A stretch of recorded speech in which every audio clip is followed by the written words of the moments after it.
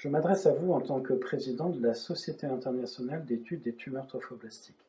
Ces tumeurs sont des formes rares de cancer du placenta qui surviennent chez des femmes jeunes en âge de procréer. On estime qu'un médecin, dans sa carrière, a une chance seulement de rencontrer un jour ce type de pathologie. Et pourtant, tous les ans, à travers le monde, des milliers de femmes sont concernées par ces tumeurs. Et leur prise en charge est optimisée grâce à la création de centres experts à travers le monde, mais toutes les patientes n'ont aujourd'hui pas accès à ces centres experts. Or, on sait que si le diagnostic est fait précocement, si le bon traitement est adopté, l'immense majorité des patientes va pouvoir guérir. L'objet de cette journée internationale, qui est soutenue par notre société internationale, est de mettre en exergue, de mettre en lumière ces pathologies à la fois aux yeux des médecins et à la fois au regard des patientes, de façon à nous aider à optimiser la prise en charge des femmes et à stimuler la recherche scientifique. Vous pouvez nous aider, ne serait-ce qu'en transmettant ces messages, soit à vos collègues, soit à vos connaissances, et nous vous en remercions.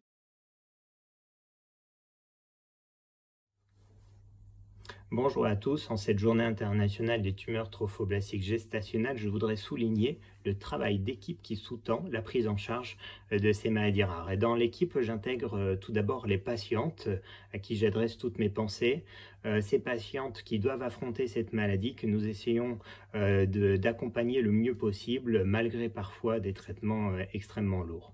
Mes pensées vont également pour les collègues avec qui nous travaillons au sein du centre de référence des maladies trophoblastiques gestationnelles, mais également dans notre réseau national et qui vise à prendre en charge le mieux possible toutes les patientes du territoire français.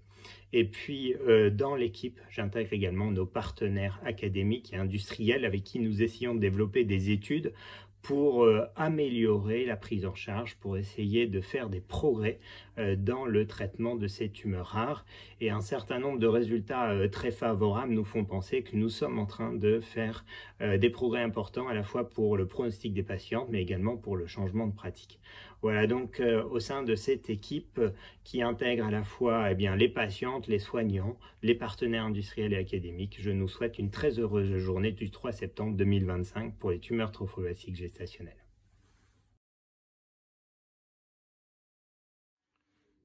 Nous avons enfin une journée au service des maladies trophoblastiques, et c'est ce 3 septembre 2025.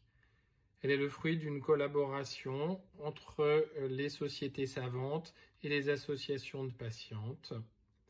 Ceci permet de souligner la merveilleuse organisation autour de cette maladie qui permet de soutenir la recherche, de faire avancer les prises en charge pour les patientes.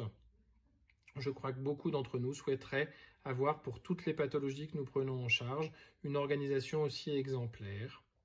Il faut maintenir ces initiatives, soutenir la recherche, soutenir les patientes, et cette journée y contribue très largement.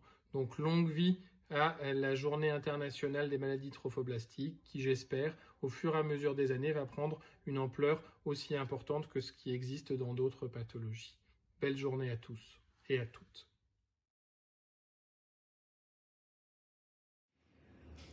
Le 3 septembre 2025 ne sera pas une date comme les autres. Ce jour marquera la première journée internationale des maladies trophoblastiques. Une initiative portée par l'Association de soutien contre les maladies trophoblastiques et soutenue par la communauté scientifique internationale.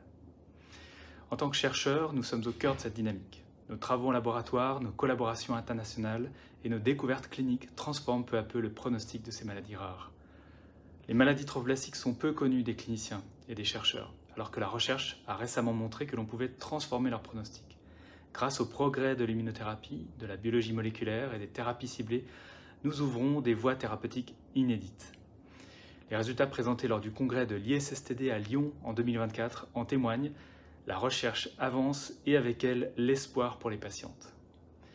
Mais pour accélérer ces progrès, nous avons besoin de vous tous, cliniciens, biologistes, épidémiologistes et bien sûr des patientes elles-mêmes.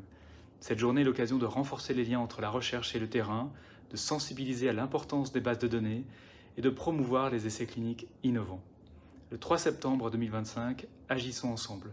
Partagez vos idées, participez aux événements locaux, soutenez les associations comme l'ASMT et encouragez vos étudiants et collègues à s'investir dans la recherche. La recherche biomédicale est notre arme la plus puissante. Utilisons-la pour changer le cours de ces maladies. Merci à tous pour votre soutien.